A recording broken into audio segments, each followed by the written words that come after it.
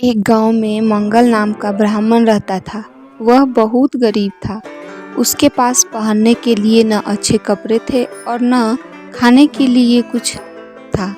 ब्राह्मण जैसे तैसे भिक्षा मांगकर गुजारा कर रहा था। उसकी गरीबी को देखकर एक यजमान को उस पर दया आ गया और उसने मंगल को बैलों का एक जोड़ा दान में दे दिया। मंगल उनकी सेवा पूरी लगन के साथ करने लगा। ब्राह्मण की सेवा पाने के बाद दोनों बैल तंदुरुस्त हो गए। एक दिन हट्टे कट्टे बैलों पर चोर की नज़र पड़ गई। बैलों को देखकर चोर ने बैलों को चोरी करने का मन बना लिया। रात होते ही चोर बैलों को चुराने ब्राह्मण के घर की ओर निकल गया। कुछ दूर चलते ही चोर का सामना एक भयानक राक्षस से हुआ। राक्षस ने चोर से पूछा, तुम इतनी रात को कहाँ जा रहे हो?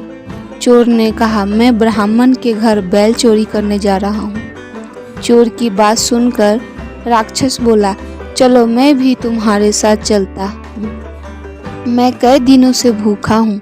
मैं उस ब्राह्मण को खाकर अपनी भूख शांत करूँगा और तुम उसके बैल ले जाना।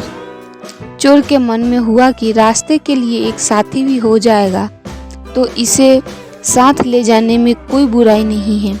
यह सोचकर चोर अपने साथ राक्षस को साथ लेकर ब्राह्मण के घर पहुंचा। ब्राह्मण के घर पहुंचकर राक्षस बोला, पहले मैं ब्राह्मण को खा लेता हूं, उसके बाद तुम बैल चुरा लेना।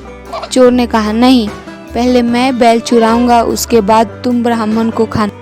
अगर तुम्हारे आक्रमण से ब्राह्मण जाग गया तो मैं बैल चुरा नहीं पाऊंगा।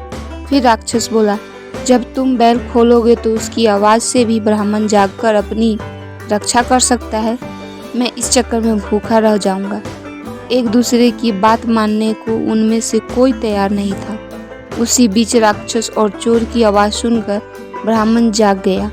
ब्राह्मण को जगा देखकर जल्दी से चोर बोला, हे ब्राह्मण, देखो यह राक्षस आपको खाने आया है, लेकिन मैंने इसे आपको बचा लिया। इसने कई बार आपको खाने की कोशिश भी की, पर मैंने ऐसा नहीं किया। बात सुनकर राक्षस ने भी तुरंत कहा, नहीं ब्राह्मण, मैं आपको खाने नहीं बल्कि आपके बैलों की रक्षा करने के लिए यहाँ आया हूँ।